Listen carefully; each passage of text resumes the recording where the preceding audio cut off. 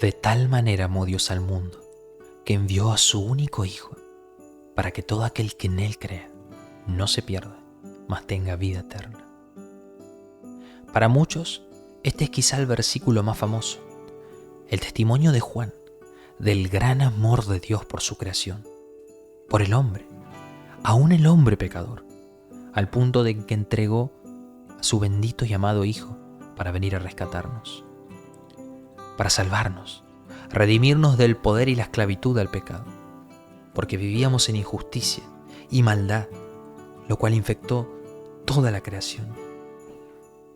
Mas agradó a Dios prometer esperanza, y que esa esperanza sea encarnada en Jesucristo, en quien todas las promesas de Dios encuentran cumplimiento. Jesús es nuestro tesoro. Él es el bendito y anhelado Rey que trae justicia y paz al mundo. Hoy es nuestro último devocional diario. La Navidad ha llegado y nos encontramos en medio del regocijo y la dicha, celebrando la llegada del Rey. Y es un tiempo para recordarlo. A nuestro Señor y Salvador Jesucristo, quien se humilló al venir a este mundo, se identificó con nuestra debilidad y fragilidad humana, padeció y fue quebrantado, murió por nuestros pecados y resucitó al tercer día. Él se levantó de entre los muertos y ascendió a los cielos, y desde entonces reina con poder y autoridad, hasta que todos sus enemigos sean puestos por estrado de sus pies, y la gloria de Dios llene la tierra como las aguas cubren el mar. El poder de su resurrección ha sido desatado en el mundo, y su iglesia ha sido encomendada con el evangelio de la paz, su shalom y su justicia, que se extiende de mar a mar y renueva la tierra en el reino de Dios, a medida que sus discípulos anuncian la buena noticia y viven vidas dignas del evangelio.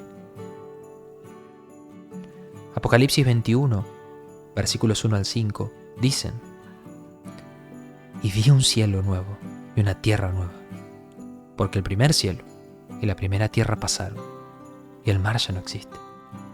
Y vi la ciudad santa, la nueva Jerusalén, que descendía del cielo, de Dios, preparada como una novia ataviada para su esposo.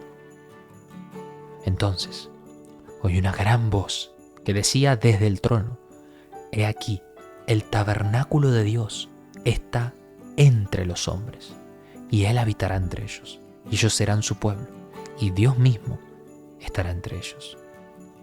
Él enjugará toda lágrima de sus ojos, y ya no habrá muerte, ni habrá más duelo, ni clamor, ni dolor, porque las primeras cosas han pasado. El que está sentado en el trono dijo: he aquí, yo hago nuevas todas las cosas. Y añadió: escribe, porque estas palabras son fieles y verdaderas. Este pasaje marca el final de la historia y es clave para entender la dirección, el propósito de la historia del mundo. Como bien observó un autor, es desconcertante que haya tantos cristianos que tienen una teología muy defectuosa porque tienen Biblias dañadas, en las que las 2 primeras y las 2 últimas páginas han sido arrancadas misteriosamente, porque empiezan a leer en Génesis 3. Saben mucho acerca del pecado, la maldición que hay en el mundo, cómo todo está torcido y lleno de oscuridad. Y luego terminan de leer en Apocalipsis 20, porque también saben mucho acerca del día del juicio. Y cómo su visión de la realidad se resume en eso: pecado, maldición y juicio. Y se contentan con su solución personal al problema del pecado y su seguridad personal sabiendo que no serán condenados en el día del juicio. No me malinterprete. Bendito sea Dios, porque en verdad tenemos perdón de nuestros pecados y seguridad, siendo libres de toda culpa y condenación. Pero la Biblia tiene una historia más amplia, que incluye los primeros 2 capítulos, Génesis 1 al 2, y los 2 últimos, Apocalipsis 21 al 22. Es decir, incluye la historia de toda la creación, donde Dios hizo al hombre a su imagen y lo puso en el huerto del Edén, para tener allí comunión con Él. Lo puso para que cultive el huerto y lo proteja, para que ejerza dominio sobre el mundo, se multiplique y llene la tierra. Dios lo colocó como mayordomo y rey de la creación para cultivarla, para la gloria de Dios. Y luego ciertamente entra el pecado, y hay quebranto y muerte en el mundo. Y también la historia completa incluye los 2 últimos capítulos del libro de Apocalipsis, donde se nos habla de la nueva creación, los cielos nuevos y la tierra nueva, donde ya no mora el pecado ni existe la muerte, sino que lo que abunda es la justicia y la paz en el mundo. La historia no termina en un gran juicio, sino en un gran templo cósmico, la creación restaurada, donde ya no hay necesidad de templo porque Dios lo llena todo en todo. Y esta visión gloriosa de Juan nos da esperanza, porque el mal en el mundo tiene los días contados y la oscuridad no durará para siempre. ¿Recuerda aquella profecía de Zacarías 9 sobre el rey de Sión, el hijo de David, que entra montado sobre un pollino a Jerusalén? La vimos cuando vimos el episodio de la entrega triunfal de Jesús en la ciudad de Jerusalén.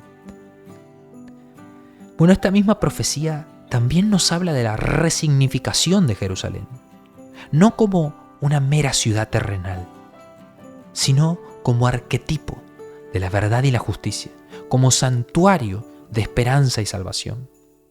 Zacarías, en el capítulo 8, nos dice: así dice el Señor, volveré a Sión, y en medio de Jerusalén moraré, y Jerusalén será llamada ciudad de la verdad, y monte del Señor de los ejércitos, monte santo. Así dice el Señor de los ejércitos: he aquí salvaré a mi pueblo de la tierra del oriente y de la tierra donde se pone el sol, y los traeré y habitarán en medio de Jerusalén. Ellos serán mi pueblo, y yo seré su Dios, en verdad y en justicia. La nueva Jerusalén es la ciudad de la verdad, es el monte santo, la ciudad de justicia que desciende del trono de Dios y toca la tierra.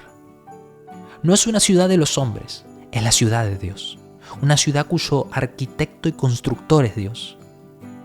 Y esa ciudad es la capital del reino de Dios, el centro de gobierno del mundo, donde está el trono de Jesucristo como Rey de las naciones. Es de esa ciudad de la que los cristianos somos ciudadanos y donde está nuestra patria y suprema lealtad. Pero no porque no nos interese este mundo y querramos desentendernos de él. Todo lo contrario. Esa ciudad, nos dice Juan, desciende a la tierra. Esa ciudad tiene embajadas y cada comunidad de creyentes es una embajada donde el cielo toca la tierra y desciende la ciudad de Dios. Esa ciudad que desciende para restaurar las ciudades de los hombres.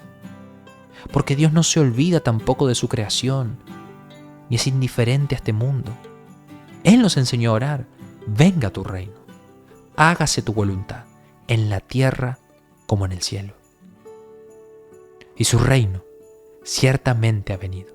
Su ciudad tocó la tierra indudablemente en la persona de Jesús, en Emmanuel, Dios con nosotros, quien vino a nosotros, se acercó y moró en medio nuestro. Que la tierra reciba a su Rey y que su bendita paz llene de gozo nuestros corazones. Feliz Navidad.